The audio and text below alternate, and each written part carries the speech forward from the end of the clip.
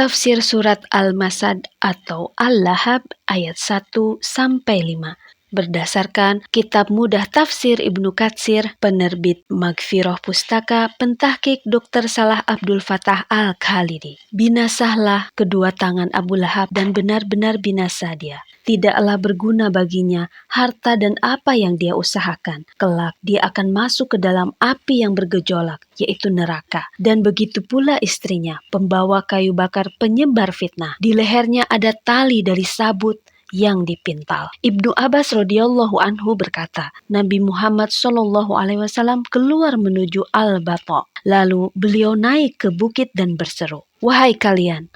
Orang-orang Quraisy pun berkumpul kepada Nabi. Beliau berkata, "Bagaimana jika aku beritahu kalian bahwa musuh menyerang kalian di pagi hari dan sore hari? Apakah kalian akan membenarkan aku?" Mereka berkata, "Ya." Beliau berkata, "Sesungguhnya aku adalah pemberi peringatan kepada kalian di hadapan azab yang besar." Lalu Abu Lahab berkata, "Apakah untuk ini kita berkumpul? Binasalah kamu." Maka Allah menurunkan firman-Nya. Surat Al-Masad, hadis riwayat Bukhari nomor 4972. Dalam riwayat lain, Ibnu Abbas berkata, lalu Abu Lahab berdiri seraya mengibas-ibaskan kedua tangannya dan berkata, "Binasalah kamu di semua hari. Apakah untuk ini kita berkumpul?" Maka Allah Subhanahu wa Ta'ala menurunkan Quran surat Al-Lahab. Yang pertama, tabat, adalah doa keburukan untuknya. Sedangkan yang kedua, wataba, adalah berita tentangnya. Abu Lahab ini adalah salah satu paman Rasulullah SAW. Namanya Abdul Uzza bin Abdul Muthalib. Nama panggilannya adalah Abu Utbah. Dia dinamakan Abu Lahab karena wajahnya bersinar. Dia banyak menyakiti dan benci kepada Rasulullah SAW. Juga banyak mengejek, meremehkan, dan mencelanya. Robi'ah bin Ibdal Ad-Daili, dulu dia kafir, kemudian masuk Islam. Beliau berkata, "Aku melihat Nabi Muhammad SAW ketika aku masih pada zaman jahiliyah di pasar Zulmajaz. Dia berkata, 'Wahai manusia, katakanlah La ilaha illallah,' yang artinya tiada Tuhan selain Allah. Maka kalian akan beruntung." Orang-orang berkumpul kepadanya. Di belakang Nabi ada seorang laki-laki yang wajahnya bercahaya, matanya juling, mempunyai 2 untayan rambut panjang. Dia berkata, "Dia orang yang pindah agama, dia pembohong, dia mengikuti Nabi kemanapun beliau pergi." Lalu aku bertanya tentang orang itu. Orang-orang menjawab, "Itu adalah pamannya Abu Lahab." Dalam riwayat lain, Robi'ah bin Ibad Ad-Daili radhiyallahu anhu berkata, "Aku bersama ayahku, lelaki muda. Aku melihat Rasulullah SAW mengikuti kabilah-kabilah. Di belakang beliau ada laki-laki bermata juling, wajahnya bersinar, mempunyai rambut yang menjuntai. Rasulullah SAW berdiri di hadapan para kabilah dan bersabda, 'Wahai Bani Fulan, sungguh aku adalah utusan Allah kepada kalian. Aku perintahkan kalian agar menyembah Allah. Janganlah kalian menyekutukan Dia. Dan hendaklah kalian membenarkan serta melindungi aku sampai aku melaksanakan apa yang karenanya aku diutus.'" Ketika beliau selesai berbicara, lelaki di belakangnya berkata, "Wahai Bani Fulan, orang ini ingin agar kalian melepaskan Lata dan Uzza dan sekutu-sekutu kalian dari bangsa jin dan Bani Malik bin Akish, sampai datanglah bid'ah dan kesesatan yang dia bawa.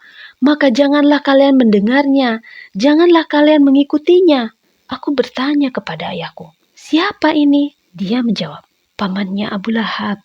Hadis riwayat Ahmad dan sanadnya Hasan. Firman Allah Subhanahu wa Ta'ala pada ayat pertama surat Al-Lahab yang artinya, "Binasalah kedua tangan Abu Lahab dan benar-benar binasa dia." Abu Lahab merugi dan menyesal. Amal dan usahanya hilang sia-sia. Dia telah binasa dan terbukti kerugian dan kebinasaannya. Firman Allah Subhanahu wa Ta'ala pada Quran surat Al-Lahab ayat kedua yang artinya, "Tidaklah berguna baginya harta dan apa yang dia usahakan." Harta dan usahanya tidak bermanfaat lagi baginya. Ibnu Abbas, Aisyah, Mujahid, dan Al-Hasan berkata bahwa makna wama kasab yang artinya dan apa yang dia usahakan adalah anaknya. Firman Allah Subhanahu wa Ta'ala pada ayat ketiga dalam surat Al-Lahab yang artinya kelak dia akan masuk ke dalam api yang bergejolak, yaitu neraka. Abu Lahab akan masuk neraka yang mempunyai gejolak, bunga api, dan sangat membakar. Firman Allah Subhanahu wa Ta'ala pada ayat keempat dalam surat Al-Lahab yang artinya, dan begitu pula istrinya, pembawa kayu bakar, penyebar fitnah. Istri Abu Lahab termasuk perempuan terpandang di suku Quraisy. Dia adalah Ummu Jamil. Namanya Arwa binti Harb bin Syakr. Dia adalah saudara perempuan Abu Sufyan. Dia membantu suaminya dalam kekufuran, keingkaran, dan penentangannya.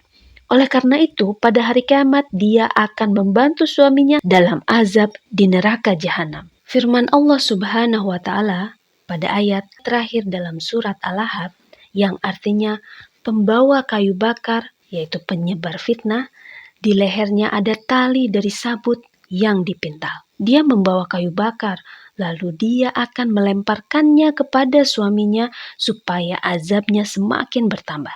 Dia mempersiapkan diri untuk itu dan siap sedia untuk itu, sebab di lehernya ada tali dari sabut yang dipintal. Mujahid, Ikrimah, Al-Hasan, Qatadah, Ats-Tsauri, dan As-Sudi berkata bahwa makna hammalatal hatob adalah dia selalu mengadu domba. Ibnu Jarir At-Tabari memilih pendapat ini. Sedangkan Ad-Dahhak dan Ibnu Zaid berkata bahwa firman Allah Subhanahu wa Ta'ala wamra'atuhu hammalatal hatob, maksudnya dia meletakkan duri di jalan yang dilalui Rasulullah. Sa'id bin Al-Musayyad berkata, dia mempunyai kalung mahal. Lalu dia berkata, aku akan membelanjakannya untuk memusuhi Muhammad. Maka Allah akan menggantinya dengan tali di lehernya dari sabut neraka. Asy-Syabi berkata bahwa makna masaddin adalah serabut. Al-Jauhari berkata bahwa masaddin adalah serabut. Makna masaddin juga tali dari serabut atau daun, kadang-kadang dari kulit unta atau bulu-bulunya. Ibnu Abbas radhiyallahu anhu berkata, ketika surah Al-Masad turun, istri Abu Lahab datang, sementara Rasulullah Shallallahu Alaihi Wasallam sedang duduk bersama Abu Bakar. Abu Bakar berkata kepada Nabi, kalau saja engkau minggir, dia tidak akan menyakitimu sama sekali. Maka Rasulullah Shallallahu Alaihi Wasallam bersabda, sungguh akan dihalangi antara aku dan dia. Lalu dia datang sampai berdiri di depan Abu Bakar dan berkata, wahai Abu Bakar, temanmu mencaci kami dengan syair. Abu Bakar berkata, tidak, demi Tuhan bangunan ini, yaitu Ka'bah, dia tidak mengucapkan syair, tidak pula berbicara dengan syair. Dia berkata, kamu benar. Ketika dia pergi, Abu Bakar bertanya, dia tidak melihatmu? Beliau bersabda, malaikat terus menutupiku sampai dia pergi. Sebagian ulama berkata bahwa dalam surah Al-Masad ini terkandung mukjizat yang nampak dan dalil yang jelas tentang kenabian. Semenjak firman Allah Subhanahu wa Ta'ala turun, yaitu Al-Masad atau Al-Lahab ayat 1-5, Abu Lahab dan istrinya kafir, Allah telah mengabarkannya dalam surat ini sebagai orang yang celaka, tidak beriman, baik batin maupun lahir, baik dalam keadaan sepi maupun terang-terangan. Ini adalah termasuk dalil paling kuat yang menunjukkan kenabian yang cemerlang. Demikian tafsir surat Al-Lahab atau Al-Masad dari 1-5. Wassalamualaikum warahmatullahi wabarakatuh.